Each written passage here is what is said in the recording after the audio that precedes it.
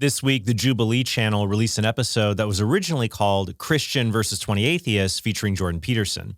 But Peterson wouldn't even use the label Christian to describe himself, so they changed the title to simply Jordan Peterson versus 20 Atheists. But for many people who do call themselves Christians, this was a missed opportunity to show the truth of the Christian faith to inquiring skeptics. So in today's episode, I'm going to discuss what's wrong with Jordan Peterson's apologetics, if you can call it that, but also what Peterson gets right as a sincere truth seeker. And if you want to help us keep making great content like this, don't sit around asking, what does it mean to subscribe? Just hit the subscribe button and visit us at trenthornpodcast.com to keep our channel sponsor-free. Now, the Jordan Peterson Christian phenomena is an odd one, because he is famously ambiguous about his religious beliefs. But many people also see Peterson as a kind of Christian figure. There have even been entire books written about him and his relationship to the Christian faith. I think Jordan Peterson is popular with and extremely frustrating for Christians for this reason. Peterson is very good at explaining the bad news of the secular life, but he is not able to explain the good news of Christianity. When it comes to the bad news, Peterson initially rose to prominence as a critic of Canadian transgender laws that threaten free speech by compelling people to use certain pronouns. In this iconic interview from 2018, Peterson shuts down a Canadian broadcaster who floats the silly idea that people have the right to not be offended. You cited freedom of speech in that. Why should your right to freedom of speech trump a trans person's right not to be offended?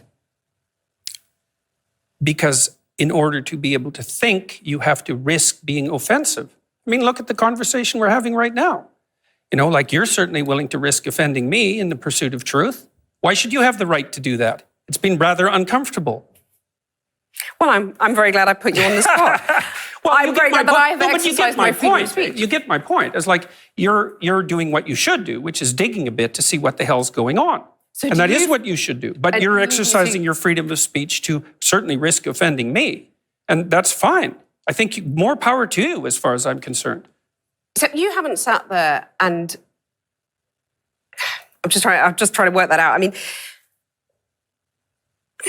Peterson's online lectures have garnered millions of views, and many young men have been attracted to his message about masculinity and opposing political correctness in favor of what is actually true about reality. One of the Jubilee non-theists in this recent discussion even praised Peterson for this. You and I agree on a lot. I mean, when it comes to talking about how men should be masculine and things of that nature, you and I are 100% in agreement. Through his books and lectures, Jordan Peterson has done a good job in exposing how modern secular liberalism contradicts what we know about reality and how it fails to fully explain the human person. Peterson has also shown how our identity can only be fully explained in a religious context. And his wife has gone one step further in formally embracing the Catholic faith. Though, as you'll see, Jordan Peterson remains fairly ambiguous about it. So this background helps us to understand the good and the bad in Peterson's recent Jubilee appearance. Let's start with the good. Peterson begins his appearance by saying, atheists reject God, but they don't understand what they're rejecting. And I've seen this countless times. For example, many atheists think the following question is a kind of kill shot against arguments for God.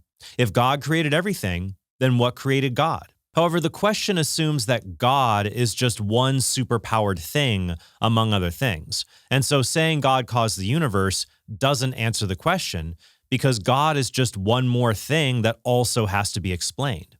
But God isn't one thing or one being among many. God just is infinite being itself. God is the ultimate foundation of reality, the ground of being. Asking what created God is like asking what pulls the locomotive of a train.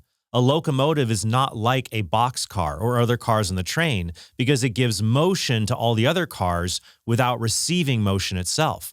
Likewise, God, the uncreated creator of all, is not like a creature because God gives existence to all creatures without receiving existence from anything.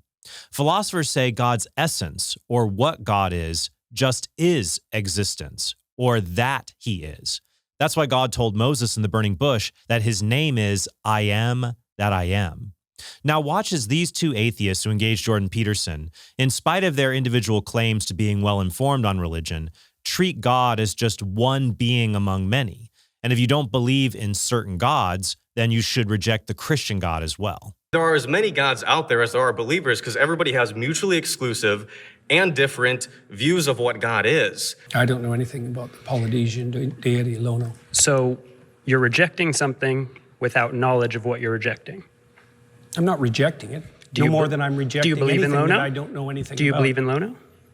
I Do you fail to believe see that the he is a relevance of deity that exists in the world, exists in the universe, that exists in the existence of everything? But the reason I don't believe in Lono or Zeus or Thor isn't because they are other gods I arbitrarily reject because I prefer my own God.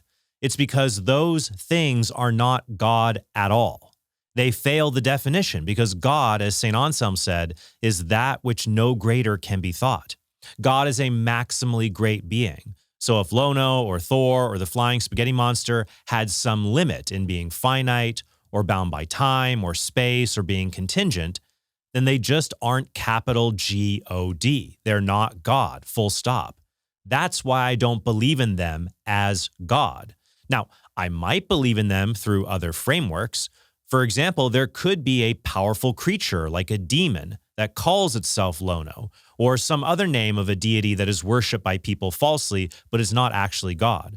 But these things are not God in the proper full sense of that term. God just is the infinite explanation of all there is. Either the universe explains itself, has no explanation, is the product of an infinite chain of explanations, or the universe is explained by something which explains itself. And theistic philosophers have argued for thousands of years that only the last option makes logical sense. And we can then narrow down the faiths that believe in an infinite God like Islam or Baha'i or Judaism and realize Christianity is true among them because the Christian God revealed himself through Jesus Christ, specifically his resurrection from the dead.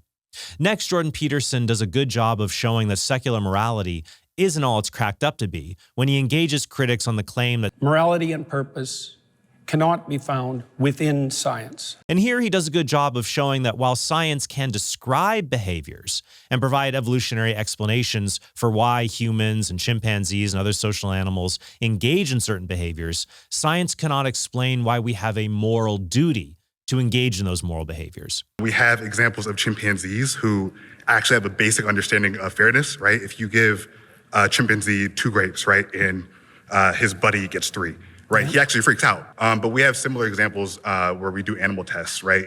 So morality is intrinsic. I think. So it precedes science. I think that actually right? a better way to define it would be that social animals, which we are, right, Yeah. require some level of morality or. Into what? I'm not disagreeing. Sure. Why do they require that? Because it's the only way that social groups can actually survive, right? That's my point with Sure. regards to science. Thank you very much. Science can't do this because science just tells us what the world is, not what the world ought to be. For more on this, see my previous episode where I critique atheist Sam Harris's attempts to ground morality in science. In this exchange, many of the atheists make it sound like morality is easy to have without God because it's just obvious you should act in a way that benefits the most people. Social animals, which we are, right, Yeah. require some level of morality. My conscience is my sense of, Right and wrong. Yeah, exactly. Yes. Yeah, Where yeah. does that come from? I would say that comes from an evolved capacity to empathize and a recognition of the benefits of engaging with and nurturing that capacity. Sam Harris, in his book, The Moral Landscape, seems to endorse a kind of utilitarianism that matches a similar definition of morality being the science of improving the well-being of conscious creatures. But later in this episode, Jordan Peterson says Atheists accept Christian morality, but deny the religion's foundational stories. and he's correct. For example, let's say you're an atheist who believes morality is just the self-evident fact that you should do what you can to improve the well-being of conscious creatures. The 1973 short story, The Ones Who Walk Away from Omelas, describes a utopian society where life is perfect, but that perfection depends on one small child being kept starving and abused in a tiny cellar. It can't be perfect unless this child suffers. And the narrator says this: to exchange all the goodness and grace of every life in Omelas for that single small improvement, to throw away the happiness of thousands for the chance of happiness of one, that would be to let guilt within the walls indeed. Now, in the story, some people can accept this as the price of utopia.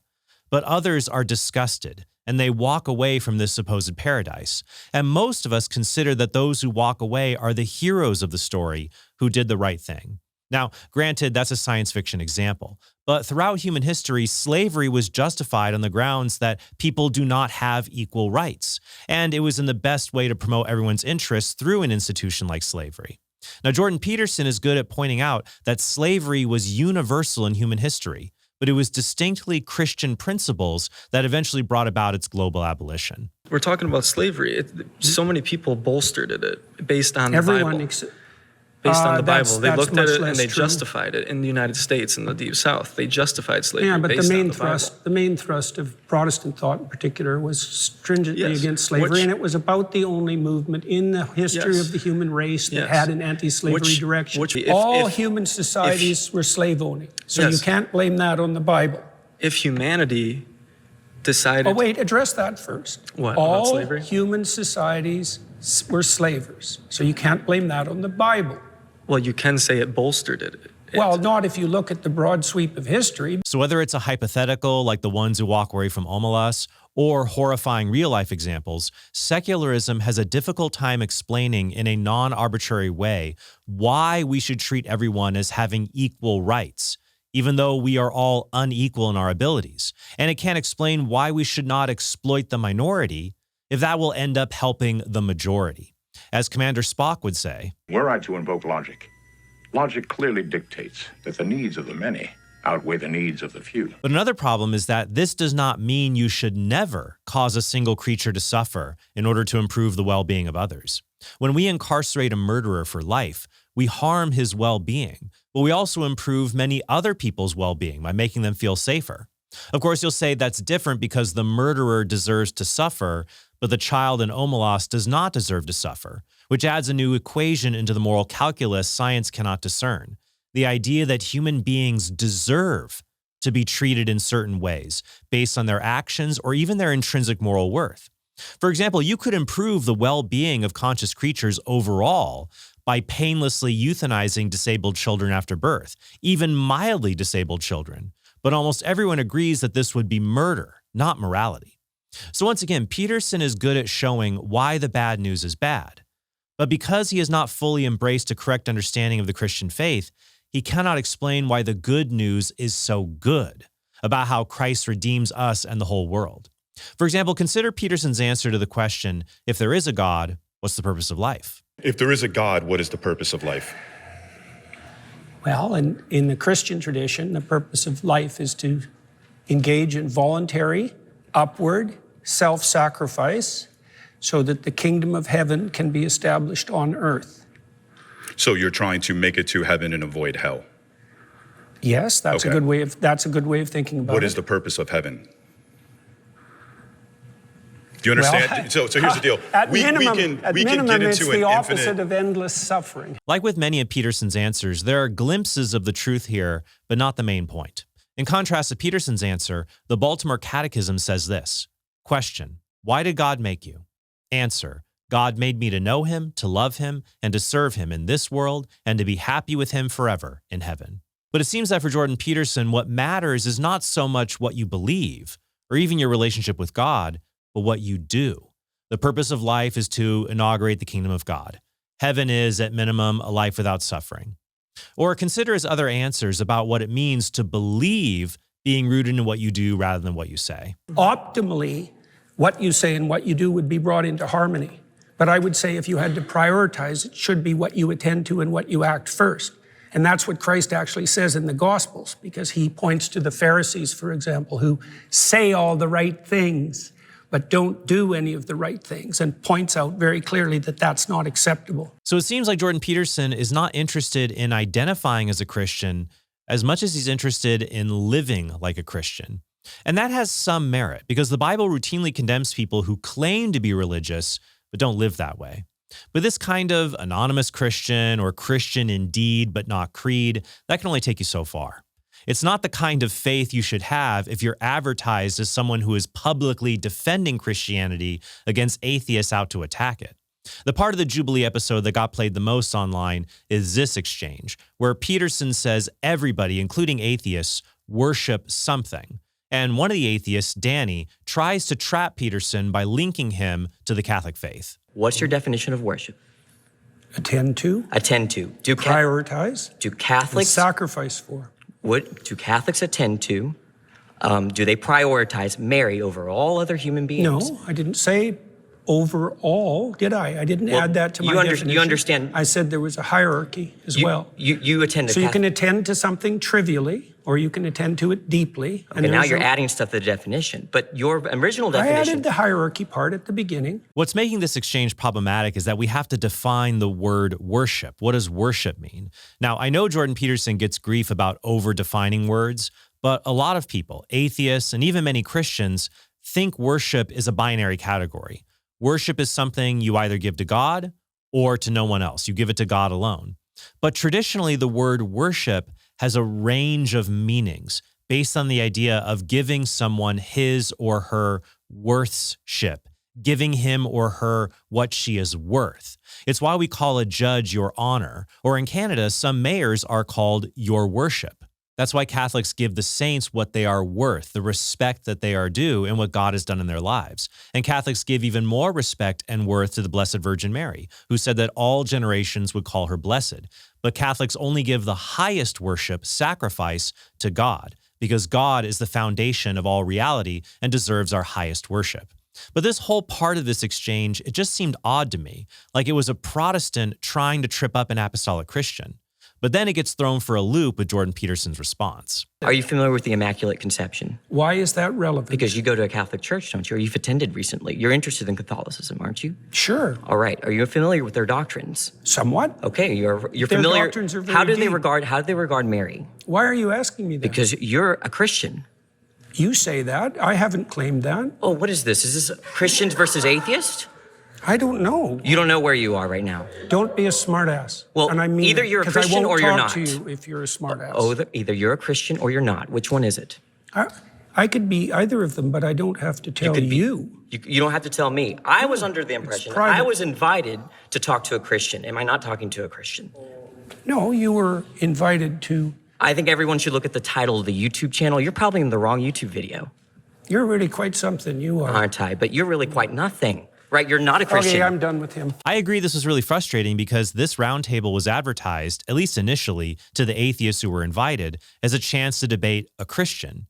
Jordan Peterson can't just say his beliefs on the matter are private when he publicly puts himself out there on these important issues. Though the atheist debating him doesn't seem to have the most charming demeanor either. And while it's good to show the flaws of a secular worldview, you need to do so in a way that steelmans the other side. Consider what Jordan Peterson said on a recent interview on Pints with Aquinas. What do you think the best argument for atheism is?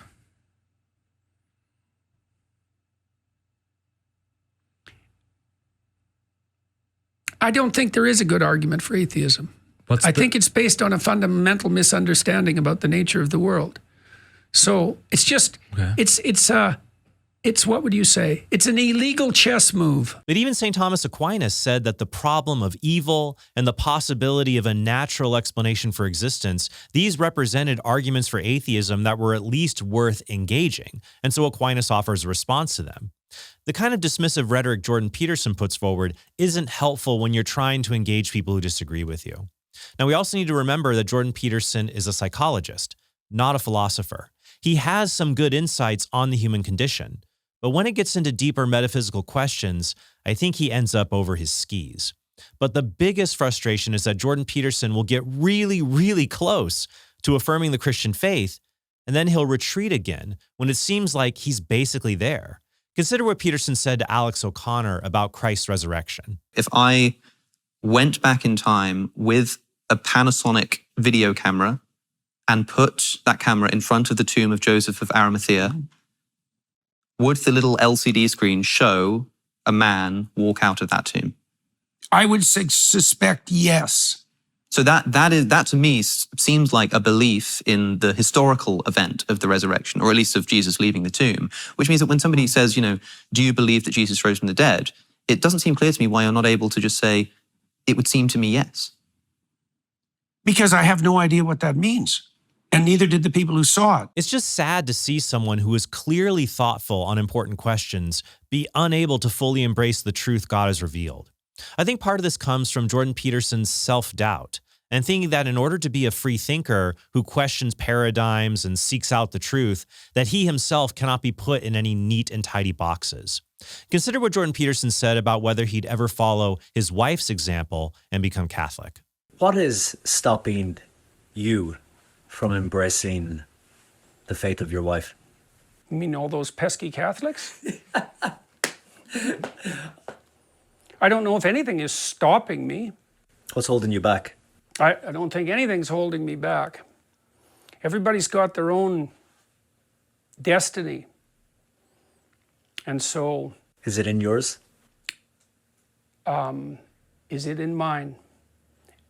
I would say it's unlikely. But...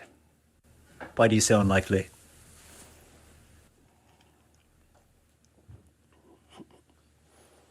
I exist on the borders of things. So,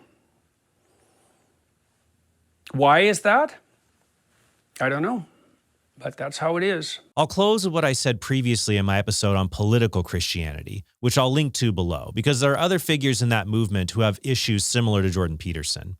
It would be tragic if Peterson felt like he could not be Catholic because his identity rests in being the kind of person who doesn't settle for easy answers or lives on the margin. But I would tell Jordan Peterson that one can be a Catholic and spend 1,000 lifetimes contemplating questions about God and the world for which there are no easy answers.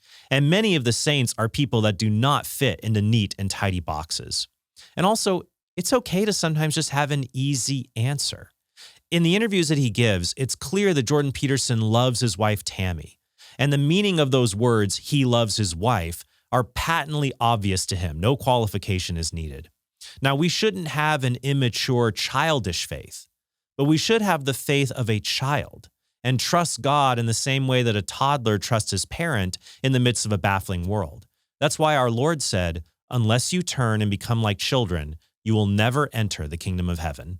So while it's fair to offer criticism of Jordan Peterson's recent appearance on Jubilee, that should not overshadow our duty to respond to him with charity and pray for his continual conversion to Christ and to his church. Thank you all so much for watching, and I hope you have a very blessed day.